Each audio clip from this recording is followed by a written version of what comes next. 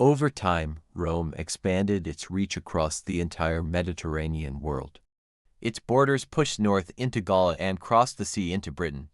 From sunburned deserts to cold, misty frontiers, Rome seemed to be everywhere. The Roman Empire did not rise all at once. It grew slowly, layer by layer, beginning in the early days of the Roman Republic and stretching forward into the unstable reigns of emperors like Caligula, Nero, and Commodus, men who rose from unexpected places and ruled with unpredictable hands. History often remembers Rome through extremes.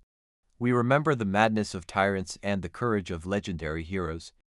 We remember dramatic speeches, brutal betrayals, and glorious victories. But the Roman Empire was not truly built by emperors alone. Beneath the marble statues and golden titles lived millions of ordinary people, quiet lives that history rarely pauses to notice.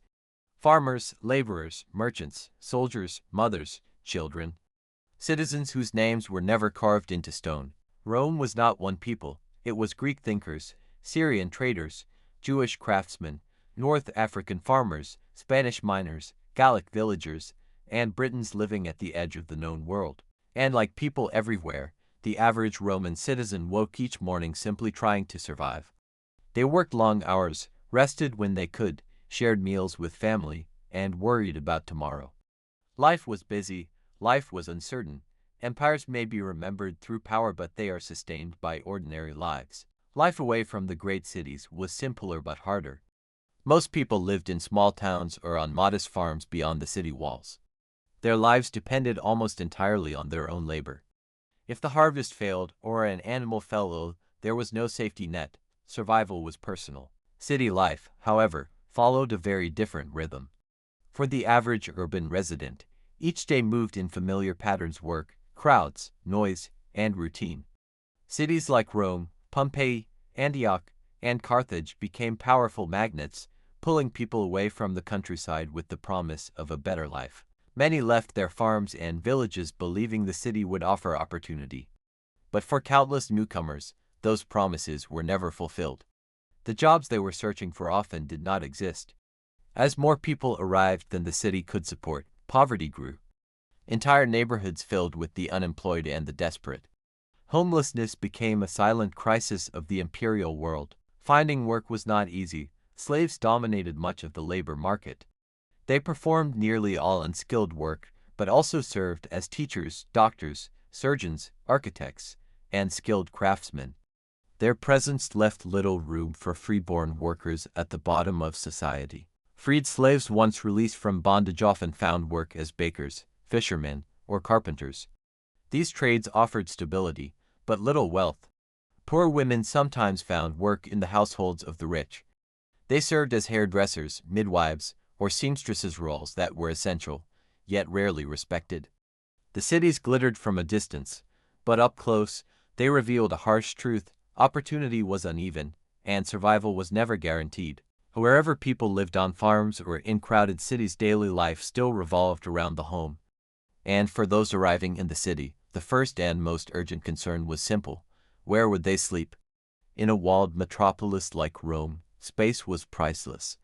From the very beginning, little thought was given to housing the massive waves of newcomers. The solution was vertical living. Apartment blocks known as Insula rose everywhere. The vast majority of Rome's population, those who were not wealthy, lived in these buildings. As early as 150 BC, there were more than 46,000 insulae scattered across the city.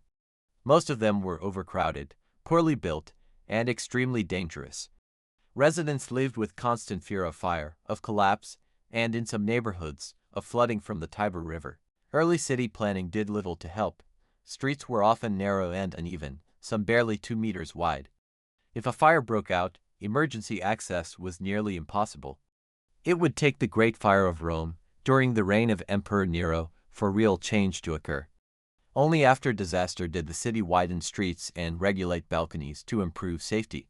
Many of these apartment buildings rose 5 to 7 stories high, over 20 meters into the air. Emperors like Augustus and later Trajan passed laws to limit their height, recognizing the danger. But in practice, these laws were rarely enforced. Inequality was visible everywhere in the city, and nowhere more clearly than inside these buildings. The floor you lived on reflected your income.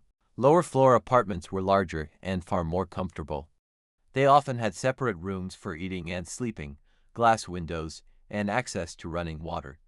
Rent was usually paid yearly, a sign of stability. Higher floors told a different story. Families were packed into single rooms. Rent was paid weekly or even daily, and eviction was a constant threat. These apartments had little natural light.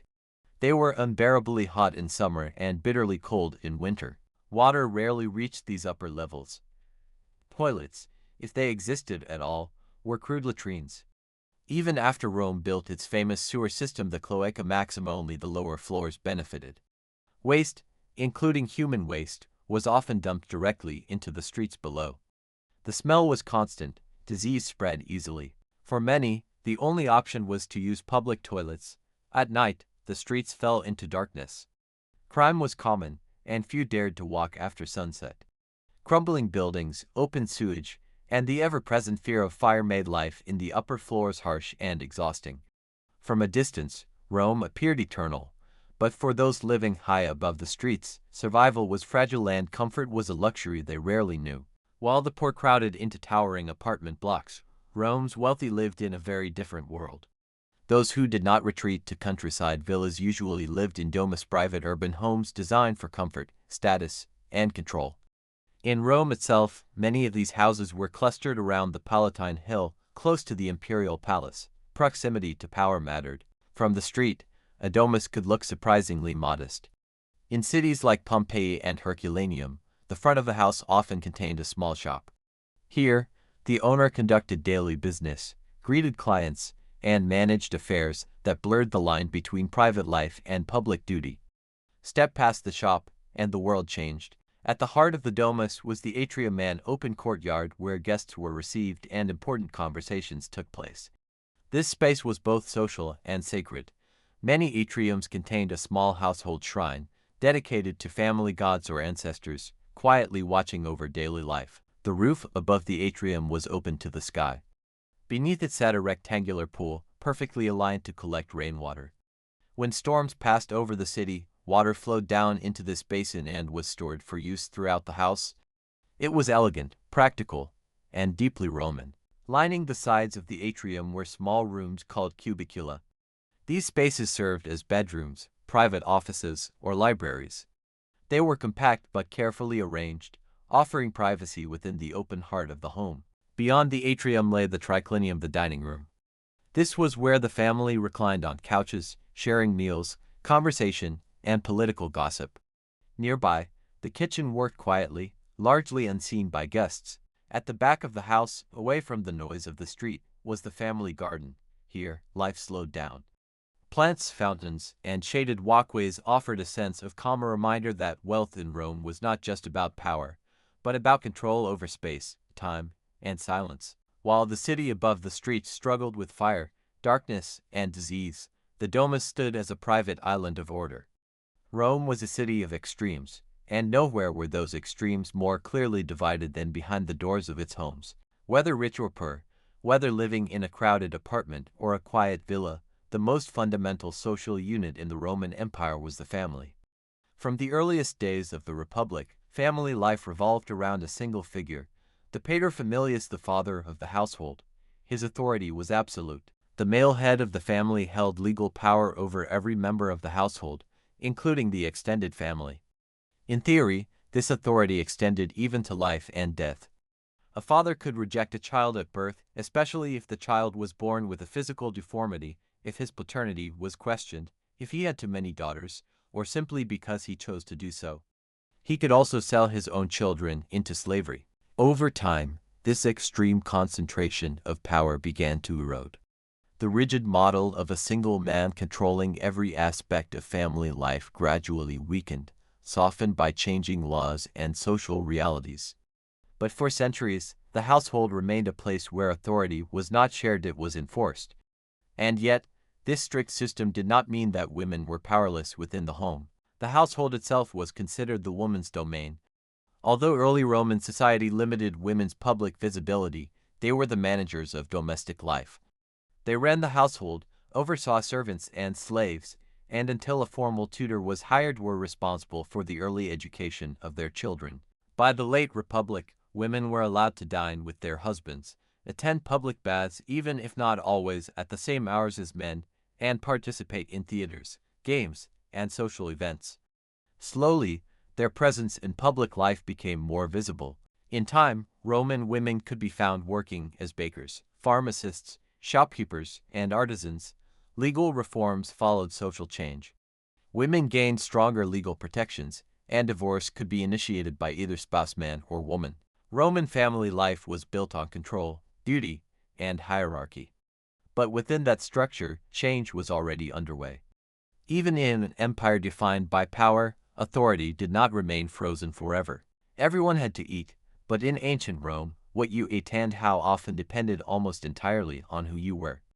Just like housing, a Roman's diet was shaped by economic status. For the poorest citizens, survival often meant waiting for the monthly grain distribution. Bread was not just food, it was security. For most Romans, the main meal of the day was eaten in the late afternoon, usually between 4 and 6 o'clock. Morning and midday meals were light, sometimes nothing more than bread or small snacks meant to keep hunger at bay. With no refrigeration, food had to be purchased fresh every day. Romans shopped at small neighborhood stalls, street vendors, or the city forum. What we now think of as Italian food barely existed. There were no potatoes, no tomatoes, no corn, no peppers, no rice, and no sugar. Fruits like oranges, grapefruit, apricots, and peaches were also unknown. Wealthy Romans reclined on cushions as they ate, enjoying meals flavored with imported spices, served by slaves trained to anticipate their every need. At the other extreme were the very poor and the homeless. Many survived on spoiled grain or thin porridge made from oats. Chronic malnutrition was common, and its physical consequences were visible throughout the city. For the average Roman, daily food consisted mainly of grains, vegetables, bread, and olive oil. Meat was expensive and rarely affordable. When it did appear on the table, it often came from religious sacrifices after offerings to the gods. Portions of the meat were distributed among the people. Wine was the most common drink, consumed by rich and poor alike, though usually diluted. Clean water, when available, flowed from public fountains and was relied upon especially by those with little else. In Rome, food was never just nourishment. It was a marker of status, a tool of control, and for many, a daily struggle to endure. For the comfortable classes of Rome, the day was divided between work and pleasure. Work belonged to the morning. Most Romans began their day at dawn and finished by midday, working roughly 6 hours. A few shops reopened in the late afternoon, but for many, labor ended when the sun reached its peak. Afternoons were reserved for leisure. The city shifted its rhythm. Forums emptied, and crowds moved toward entertainment, gladiatorial games, chariot races, wrestling matches, theaters, and the public baths. These pleasures were not reserved for the wealthy. The poor were welcome too. Many Roman leaders believed that entertainment was not a luxury, but a necessity, especially for those with little else. Even during times of crisis, citizens were kept content with a simple formula: bread and games. It was not generosity, it was strategy. Massive venues like the Circus Maximus, the Colosseum, and the Theater of Pompey became more than places of amusement. They were tools of social control, spaces where tension was released, understanding was shaped, and loyalty was quietly reinforced. In Rome, leisure was never separate from power. It was part of how the empire governed its people. Across the empire, cities were reshaped to look and function like Rome. Antioch, Alexandria, Carthage, and even distant Carthago Nova were Romanized with amphitheaters and arenas. Entertainment was not an addition to urban life, it was built into it. Pompeii alone contained 3 public baths, 2 theaters, a basilica, and a full-scale amphitheater. These were not signs of excess, they were signs of intention. Leisure had a calendar. During the reign of Emperor Claudius, there were 159 days set aside for games and public entertainment, days when no work was expected. The Roman week had no official day of rest, yet nearly half the year could disappear into spectacle. To some, this was too much. Emperor Marcus Aurelius believed the balance had tipped too far. He ruled that there must be at least 230 working days each year, an attempt to restore discipline in an empire increasingly devoted to distraction. Rome did not simply entertain its people, it scheduled their attention. And in doing so, It shaped daily life across 3 continents. After a long day of work, politics, and public games, a Roman citizen needed something essential: rest. And that rest was found in the baths. Bathing mattered in Rome. Most citizens washed at least once or twice a week, regardless of wealth. But the baths were never just about cleanliness. They were social spaces. Places where friendships were formed, rumors were exchanged, and business deals quietly took shape. In 33 BC, Rome had around 170 public baths. By the year AD 400, that number had grown to over 800, including the massive and magnificent baths of Trajan, Caracalla, and Diocletian. For an emperor, building a bathhouse was one of the fastest ways to secure public approval. A bath was a gift to the city, and the city never forgot it. A typical Roman bath was more than a place to wash. It could include exercise yards, health rooms, swimming pools, and sometimes even discreet brothels reserved for wealthy guests. Entry fees were low, and on public holidays, bathing was often completely free. Most bath complexes followed a familiar rhythm. First came the tepidarium, a warm room designed to relax the body. Then the caldarium, filled with intense heat and steam. And finally, the frigidarium, where cold water shocked the senses back to life. Behind the scenes, enslaved workers managed the furnaces, controlled temperatures, and attended to the needs of elite visitors. Comfort, like everything else in Rome, rested on invisible labor. One of the most famous bath complexes was built by Emperor Diocletian.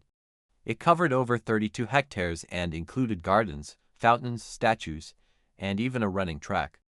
At its peak, it could host more than 3,000 guests at once. Rich or poor, a Roman citizen often ended the day the same way: relaxed, refreshed, and walking home from the baths, ready for the evening meal. In Rome, daily life was shaped almost entirely by wealth. The city itself stood as a living contradiction where luxury and poverty existed side by side, often separated by nothing more than a wall or a street.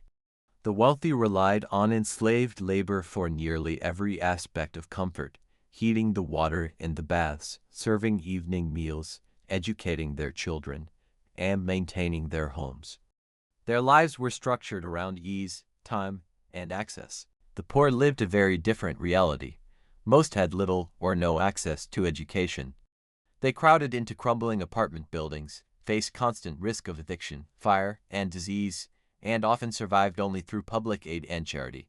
Even today, historians continue to debate why the Roman Empire ultimately collapsed. Was it religion? Was it invasion from outside forces? Or was the empire slowly weakened from within? Some scholars point to the growing suffering of Rome's urban poor, rising unemployment, worsening living conditions, the spread of illness, and increasing crime as quiet forces that eroded the empire from the inside.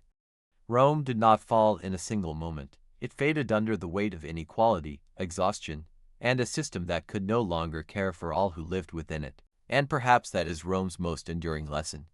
Great empires are not only defined by their emperors, their armies, or their monuments.